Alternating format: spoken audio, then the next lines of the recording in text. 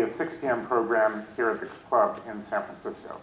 It's my pleasure to extend a special welcome to any new club members who are here tonight. And if you're not yet a member, today is a great time to join. You'll be part of a great network of informed and engaged people, and also have priority access to the club's programs and a variety of other benefits. Now on to the program. You'll find question cards on your seats. Please write down any questions that you may have for Grover Norquist, and these cards will be collected during the program. Commonwealth Club is a nonpartisan organization, and we do ask that our speakers be allowed to make their remarks without interruption. We, of course, encourage you to write and submit your questions. I'll now pause for a moment and then begin the program for our radio and television and internet audiences.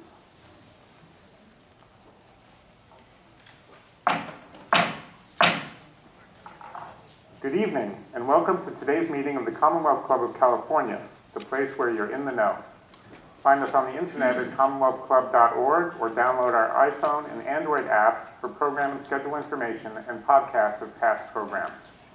I'm Jonathan Weber, West Coast Bureau Chief of Reuters News, and your moderator for the program. Today's program is part of the club's series on ethics and accountability, underwritten by the Charles Travers family. And now it's time to introduce today's speaker, Grover Norquist, founder of Americans for Tax Reform and conservative activist. There's little question that Grover Norquist is one of the prime movers behind conservative policy in the 21st century. As the controversial president of Americans for Tax Reform, founded at the request of President Ronald Reagan in 1985, Mr. Norquist works to limit the size of government and oppose higher taxes at the federal, state, and local levels.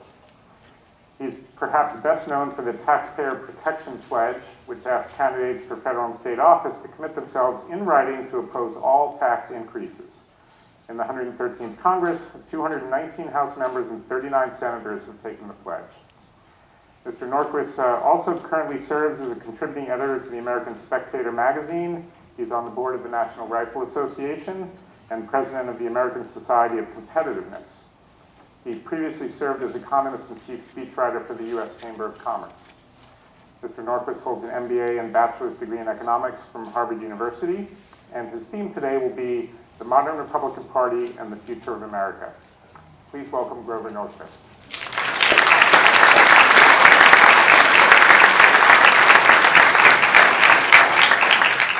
Thank you, Jonathan. Thank you to the Charles Travers family for this opportunity. Delighted to be out here with wonderful weather.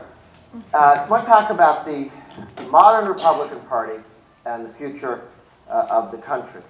And in doing so, let me back up a little bit on the Republican and Democratic parties.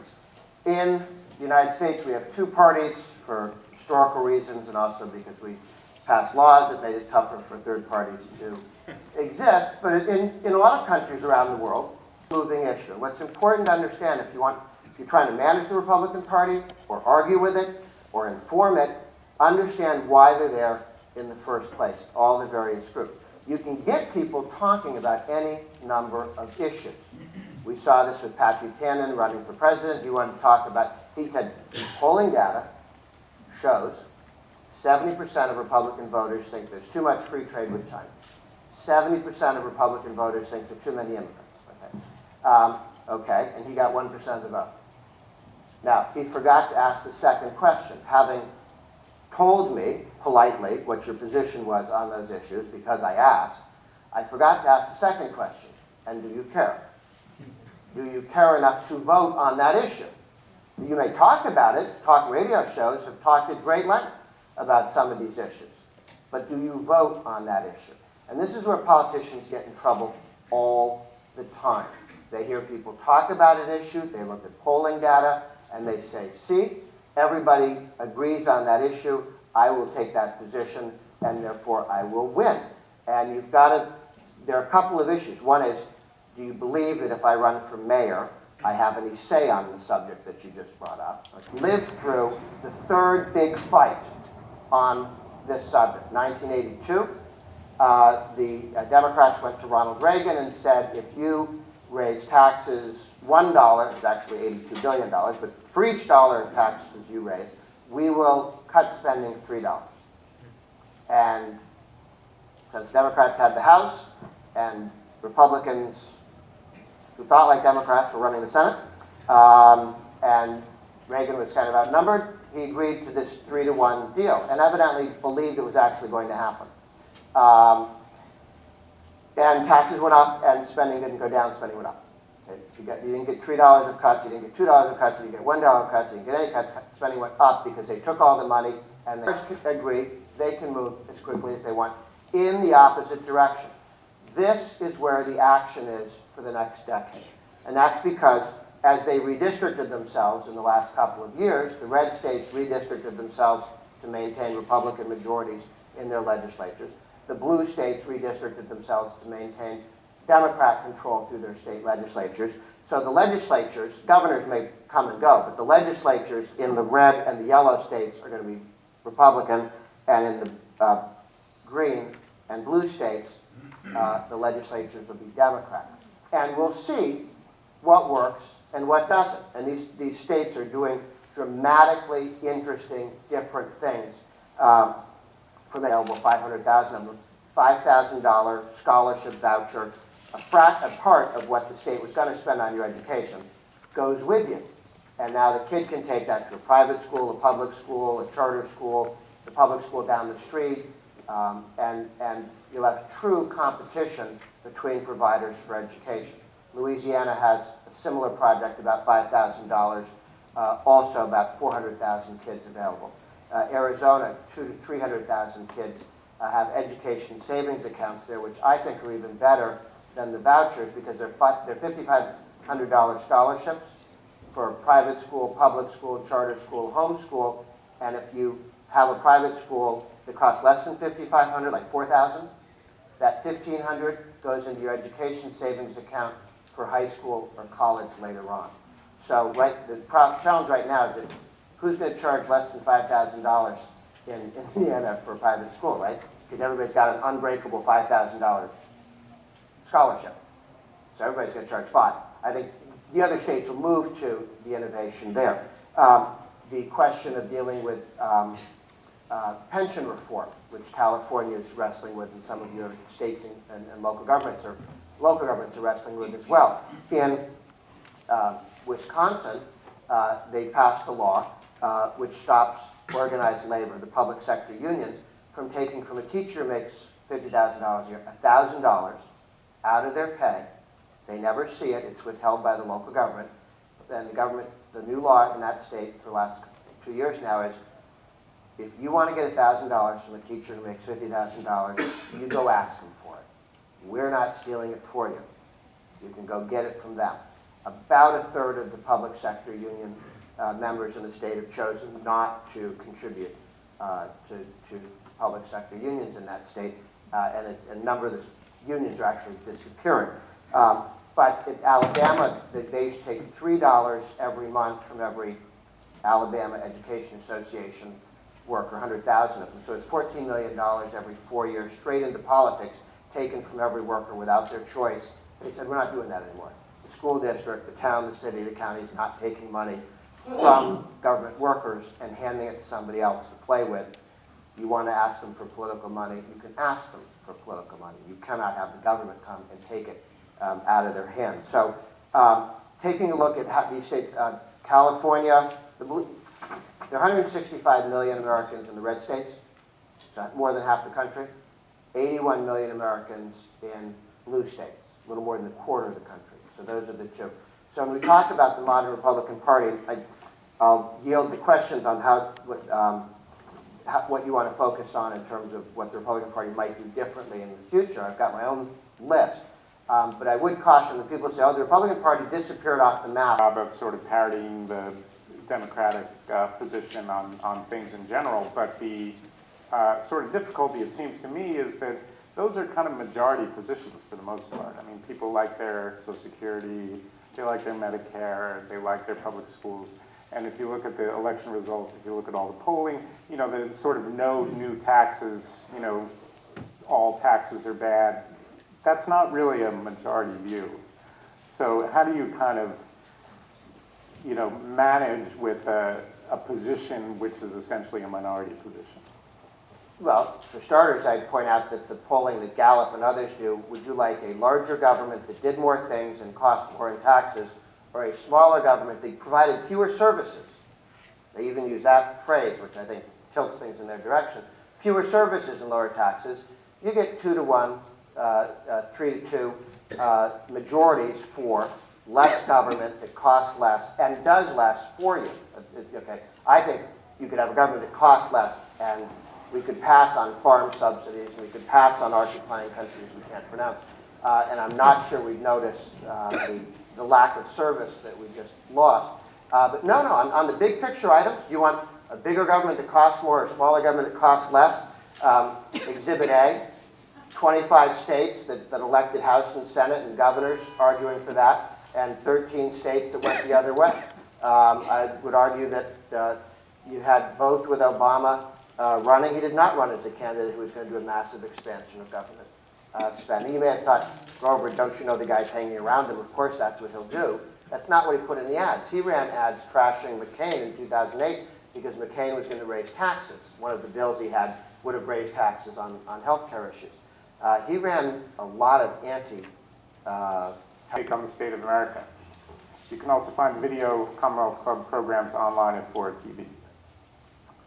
So if we can continue on a slightly different tack here, Sure. Because this was there are many questions about this, which is that you have the kind of leave us alone philosophy, but the Republican Party, over recent decades has been very interventionist on social issues, abortion, contraception, gay marriage, things like that. Do you think that the party should really steer fully away from those issues? Well, I think that the party, the movement, should look at how to deal with some of those issues to minimize state power and to minimize state interference with how people run their lives. The example I gave earlier, which was a very frustrating one for Republicans when they said, well, the solution to the decline of morals and character in public schools is that there's no more, can't talk about God in public schools, I'd have prayer in public schools, that's what we ought to do. Well, that frightened people because they thought, like, my kids would listen to other people's prayers. And it's concerning. Then you said, okay, well then let's give everybody the choice of going to a charter school, a secular school, a Roman Catholic parochial school, a Jewish day school. Everybody should have whatever choice, home school. Well, all of a sudden you just eliminated all of that conflict and you gave people more options. What were you responding to? You were responding to the person's real concern, which was, I'm concerned about the moral atmosphere of the kid my school goes to. You don't have to run everybody else's, you just want some control over your own kid's education. Maybe a homeschool, maybe you send them to parochial school. Maybe you send them to witches school, whatever you want, up to you. So I think that you need to look at those issues and decide how do you deal with them in a way that is most enhancing to liberty and articulates what you're trying to do correctly. And So would it be fair to say that you sort of reject the kind of Christian right agenda which says that government should kind of enforce a certain set of religious-based views around contraception, abortion, gay marriage in particular?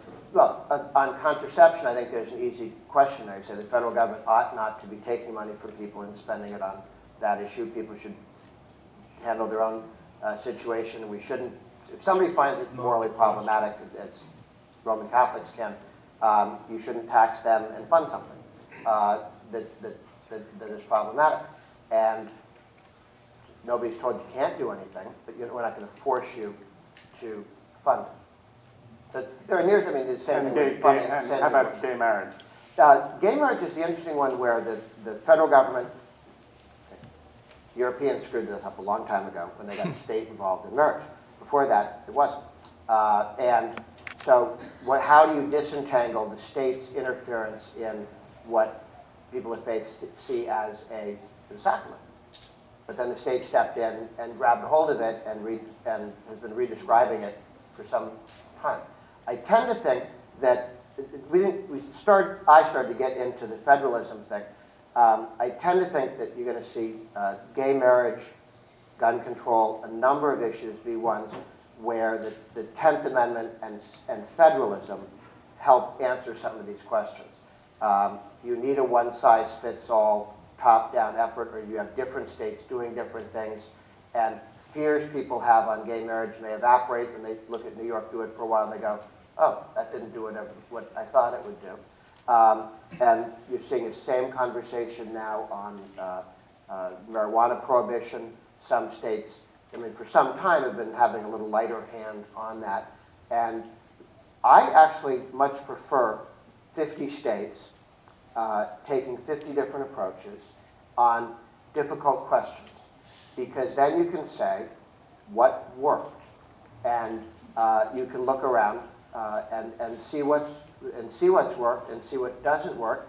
And if there's a fear that's real, and if you liberalize the marijuana laws in Colorado and everybody falls to pieces, you go, okay, you back up. And if you liberalize and that's not what happens, and it's no worse or better than alcohol, which has its problems, you go, okay, well, it's not what we feared. From a philosophical level, or on, kind of leave me alone philosophy, wouldn't that just kind of say, I mean, marijuana prohibition would be a classic case of like, what's the philosophical justification for prohibition of that if your basic position is government should leave me alone? I think that's the strength of the argument against prohibition. It was the argument against prohibition on liquor. And also when you have prohibition of liquor, it gave you organized crime. So there are costs to prohibition as well as costs to people abusing substances. I think we should be very good. There are not no costs to people abusing alcohol or drugs. There are costs. And it scares people. It worries people, understandably. How do you minimize those costs while maximizing human liberty?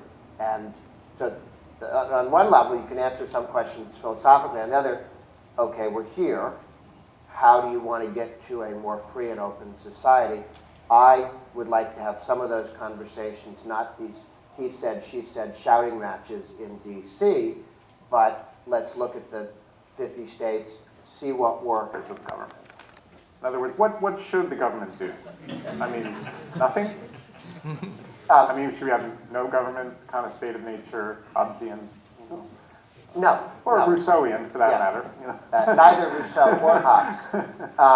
Neither Rousseau or Hobbes. Yeah, this is a fascinating one. And some liberal writer yelled at me in the Huffington Post and said I was an anarchist and a revolutionary because I wanted the government to be smaller. I'm thinking, if somebody, mentions to a friend that they should lose weight, are they really telling them they should disappear from the face of the planet? No, you're saying you'd be better smaller, not gone.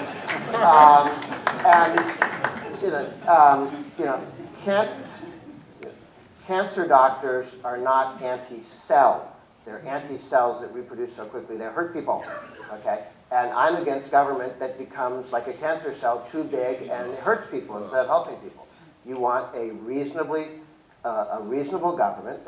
I think the people who wrote the Constitution were paying attention and had learned a lot from history and suggested that there's some limits, and there's those that give you the opposite result from what they claim they're trying to do. Right, but I do want to just talk about appropriate functions for government. Yeah, it's not appropriate for the government to increase the price of your health care by mandating all sorts of benefits that you didn't ask for, you didn't want, and you'd rather contract for somebody with a different, but people who don't have enough money to contract with anybody, right. Should the government be providing health care for those people? Back up. Why are some people poor and some people not poor? Did we start off with government programs which make it difficult to get jobs in the first place? We have government programs and tax increases that move jobs out of California into other states. You can't just sort of take the government things that they are and say, well, what should the government do more of given the problems we have? Make a list, understand, deconstruct what's the government doing now that give you the problem you have. We have food prices are high, okay? We have government programs to maintain high sugar prices and maintain high other prices, and ethanol, which is pricing corn out of international markets where there were riots in Mexico because of the price of corn. The government's doing a lot of things to do damage. First, take all the shards of glass off the pizza before you ask anyone to eat it, and before you offer to put more shards of glass on the pizza. So, no, on pensions, I think we should move, starting with California, although you guys are probably going to be last, from defined benefit plans to defined contribution plans, so you don't end up with what Stockton and other cities and your state That's already happened outside of the public sector. Yeah, it did. The private sector quickly moved much quicker on it. However, Utah, 2 years ago, all new hires in Utah, government workers, state and local, cops, firemen, everybody gets a 401k, 10 or 12% of your pay into a 401k. They're not accumulating any new unfunded liabilities. 14 years ago, they did this for state employees in Michigan. Okay, it's saving them in Michigan several $1 billion already, and that's not even local employees, that was just state. Louisiana's done a version of this. A lot of states are doing that. On Social Security, I would hope we'd move to what Chile and about 20 other countries have, which is you say, here's your FICA taxes, put it in a 401k, you control it, not the politicians. Because when you send your money into Washington, they spend it the next week. They don't save it for you. You know, they're not, private sector pensions in California are not falling apart. Your public sector pensions are. Really good. Environmental protection, it's a classic kind of collective good. You know, you can't really act individually to have cleaner air. So what should be the government's role there? I think you want to work to make sure that stuff that's really dangerous doesn't show up in the air. This has been done through tort law in the past. It can be done through some regulation. Through tort law? So that's what you used to do. If somebody dropped stuff in the water upstream from you, you sued them. Even though that's good for all those Democratic trial lawyers? Yeah, well, if that's all they're suing on, you're probably pretty good. People tend not to drop stuff in the water that way if they know they can get it. But in all seriousness, yes, I mean, California is a great case in point, right? Because California is by far the leader in environmental regulation, has been for many years, and people seem to like that. You know, they want the government to do things that will have cleaner air, cleaner water, all those good things. Well, I think you take a look at what can be done, and there are challenges. This whole, we were told ethanol, that if you put ethanol in gasoline, that everything, anyway, it turns out it's not cleaner even on the basis of what they wanted it to, and it has all these secondary effects. Just because the government announces they're doing X doesn't mean X has happened. And that's true in the regulatory scheme, and it's true in tax and spending policy. I think we should just keep an eye on things and see if it works. Well, and I think in California, the air is vastly cleaner than it used to be, for example. So yeah, and the rest of the country. The question is, how much did it cost? How much would have happened in other cases? And just keep an eye on how to maintain it without being overly abusive in situations. You guys have energy problems. You didn't get the pipelines that maybe somebody should have built, or refineries that maybe somebody should have built. Those are not without cost. Okay, on another tack, and there were several questions about this, has to do with the money for your group and this whole issue of kind of secret money in politics. And one of the issues I think it kind of raises for you is that tax cuts, by definition, benefit most the people who pay the most taxes, which is people who have the most money. So if those people can kind of secretly fund an anti-tax agenda, do you think that's a healthy dynamic? Well, C4s, like the ACLU or Americans for Tax Reform, don't divulge donors. And the reason for that is for the same reason you don't want the government. I mean, we argue with the state on a regular basis. The ACLU does, I do. I had breakfast with the lady who runs the ACLU Washington office on Monday. Together we're fighting against the federal government can't read your mail without getting a warrant to do so. They can read your emails without getting a warrant. The Fourth Amendment is not kept up, and so we're working with the ACLU jointly on getting that fixed. I think we'll have that fixed this year. Watch for it. It's not a certainty. Some of the guys on the FBI like to be able to read people's emails. The American general in Afghanistan wished people didn't, but that was legal because it doesn't take a warrant. in that case. So I think you need to protect people's political activity when the state power is that annoyed at people who would limit their power. So you don't disclose your donors because you're afraid the government is going to come after you in some fashion? In some fashion. I've had senators call when donors and threaten, not in some fashion. Yeah, absolutely. Threaten what? Threaten going after people. This is In not what way? Targeting particular groups, individuals. This is not my concern alone. And of course, the Supreme Court's been very clear for just that reason. This is, I think, very important. Religious groups should not have to disclose donors. This is not a serious question. What's easy for ATR is we oppose any and all tax increases.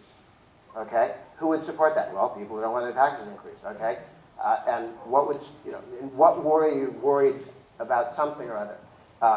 Active groups on the left that challenge state power and active groups that are conservative that challenge state power always have to be concerned about abuses of state power. During the Clinton years, I was on the commission, a congressional commission. Comes across as an absolutist position, and absolutist positions are kind of difficult to deal with in a democracy that depends on conversation. So a summary of these kinds of questions was, how does an absolutist position like that, play in a system where we're trying to kind of work together to solve problems? Well, the way to solve problems is to move towards, what we're trying to get to is more liberty and a freer society and a more successful and prosperous society. Raising taxes does none of those things. So why would you wouldn't raise that's taxes? One side of the argument, yeah. Okay, raising taxes does not make you freer, better off, or happier. And if you look at states, the states that raise taxes are doing more poorly than the states that don't. The states that have higher taxes are doing more poorly in job creation. And it's not, the idea that taxing rich people hurts rich people, yeah, but the people that get hurt are the guys who don't get jobs because taxes slow economic growth. And if we had an economic recovery from the bottom of the recession that we just had, the strength of the one from the bottom of the recession that Reagan got, we'd have 11 million Americans at work today. When you raise taxes, as Hoover and FDR did, and as Obama did, rather than reduce taxes and reduce regulations, as Reagan did, you do not get the growth. Again, 11 million Americans, by definition, poorer than they'd like to be because they're not working today, would have jobs today if we'd had a Reagan-style recovery instead of the Obama, Hoover, FDR recovery, which takes an awfully long time to get back out of where you were. So there's no question here. We've lived through this stuff. Higher taxes, slow economic growth compared to what you'd otherwise have. That's never a good idea. It's never a good idea. Okay. Well, we're out of and time here. The other side absolutely wants to raise taxes all the time. So, every time you talk to Obama and the Democrats, we have to raise taxes. Well, don't be so absolutist about it, sir. Why don't you compromise? Okay. Well, thank you very much, Grover Norquist, founder of Americans for Tax Reform. Appreciate you being here.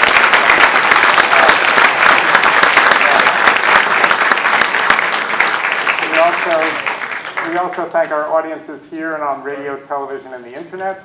This program has been part of the Commonwealth Club series on ethics and accountability, underwritten by the Charles Travers family. I'm Jonathan Weber of Reuters News, and now this meeting of the Commonwealth Club of California, the place where you're in the know, is adjourned. Oh, no, man.